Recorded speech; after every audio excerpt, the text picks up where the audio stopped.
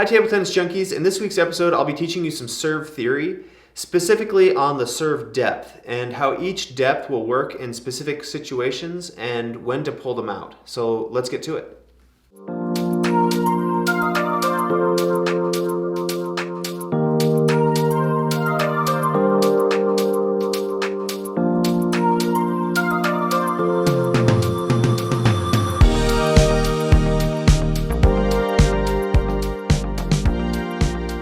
All right, so there are three depths of serve that you should have for all of your serves. There's the short serve, there's the half long serve, and there's the fast long serve.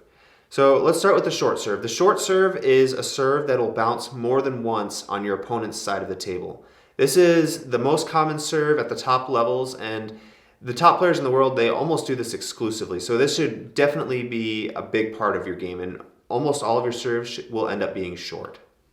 One of the main reasons why the short serve is so good and so effective and why it's done so often is because it will force your opponent to do something with their hand and with some touch to get the ball back. So if you serve out, your opponent can just kind of react to it. They might have to deal with some spin, but it's more of a reaction, where a short serve, there's a little bit more thinking involved and a lot more touch involved. So if you're in like a tight situation where your opponent might be a little nervous, the short serve is really one of the best serves you can do, because it's easy to make mistakes when you're having to do something with a lot of touch or with something soft with your hand, and it's really effective in those situations.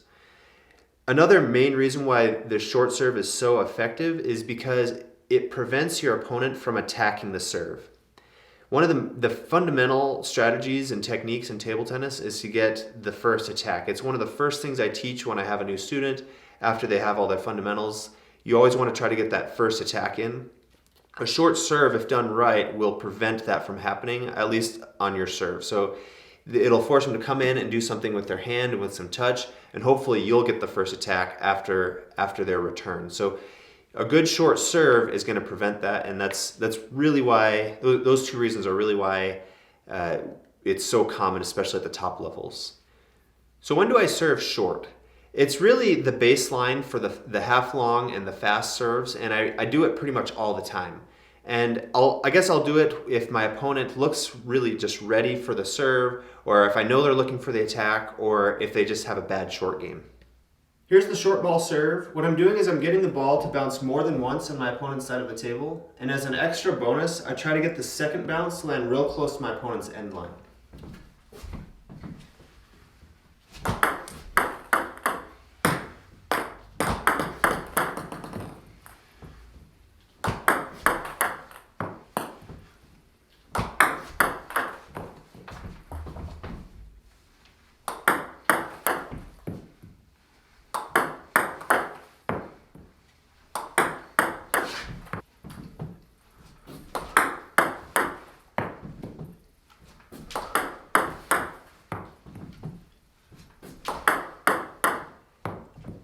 Now let's talk about the long serve. Long serves are probably my favorite type of serve to do, but they're also pretty risky. So the first thing you got to do with the long serve is make sure that it's fast. If you were to serve long and slow, it's going to set your opponent up for an easy attack, and you're going to have a hard time winning that point.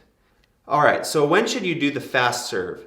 What I'm looking for is I'm trying to catch my opponent off guard. So it's very important to look at your opponent, just actually look at them before each serve, and try to pick up body language on their readiness. So a lot of times they'll be flat-footed, or they'll be not paying attention, they'll be looking around sometimes, or they're just looking like they're not ready. That's the perfect time to serve fast and long, because you're going to catch them off guard and you're going to get a few easy points. I'm not trying to say you should serve when your opponent's not ready. That's not really it. But if they're prepared, but they're not really, like, they're just, their body's not into it or their mind's not into it, that's when you want to serve fast. Another thing is you'll be mostly serving short in your game, or that's what I recommend, is to serve short mostly, because you're going to want to get that first attack. When you do that, a lot of times your opponent is going to scooch in, or they'll be stepping in.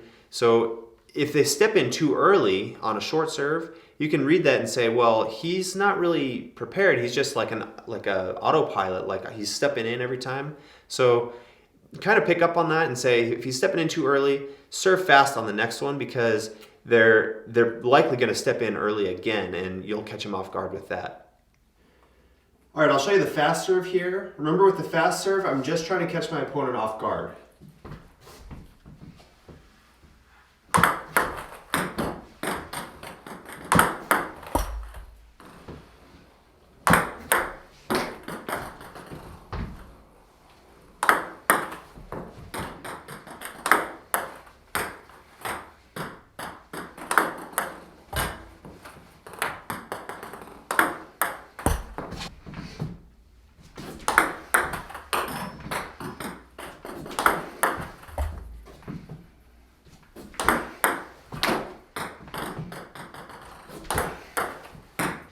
All right, let's move on to the half-long serve.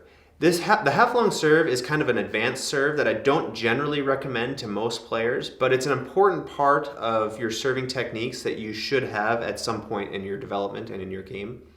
So when would you pull it out and what exactly is it? So the half-long serve is a ball that will bounce one time on your opponent's side of the table, but it looks like it's coming short. So the second bounce is actually just long on the table, so maybe just like an inch or two off the end of the table.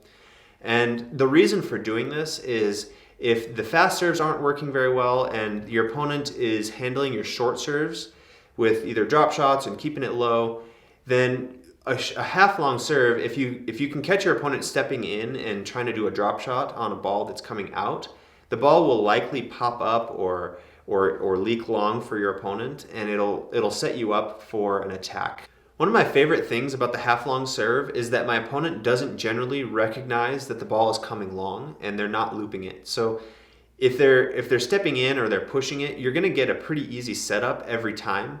And I would just keep rolling with it if that happens. If they start to recognize, hey, this serve is loopable, then you'll want to definitely tighten it up immediately so that way they don't get that first attack in.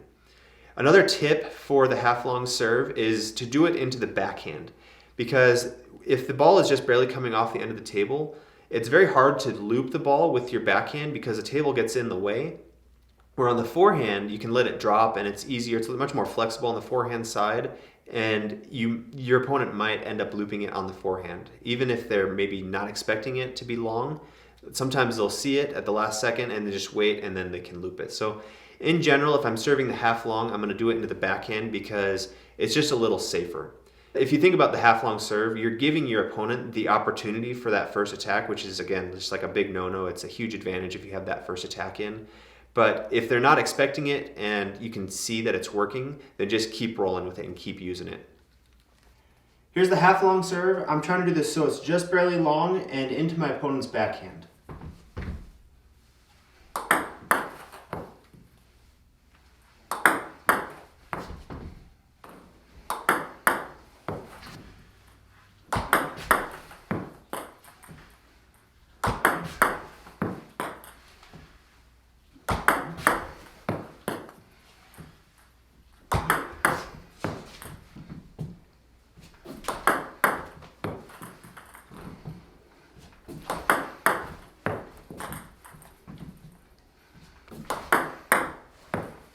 Recapping on the tips from today, the first thing I want to say is to really look at your opponent before you serve. There are a lot of clues and hints you can pick up based on your opponent's body language that will tell you what serve to do. So if they're looking lazy or flat-footed, probably the best serve to do would be the fast serve because you're going to probably win a quick, easy point.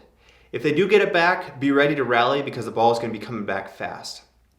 So if they're not looking lazy, if they're looking to loop and they're ready and they're just looking aggressive, probably the best serve to do is going to be the short serve. So if you serve short, you're going to prevent your opponent from attacking and it'll force them to use a little bit more touch in the return.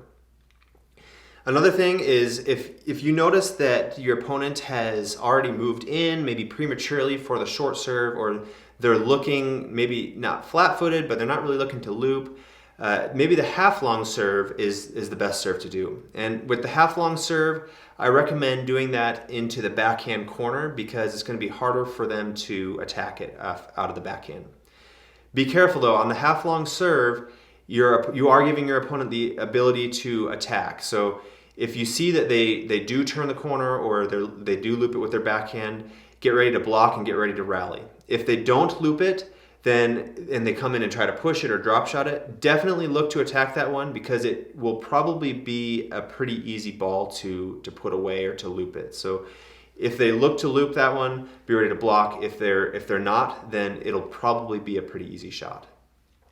That's all the serving tips for today. Let me know what your favorite serves are in the comments, and if you like this video, then please subscribe if you haven't already and give it a thumbs up. I'll see you next week. Thanks.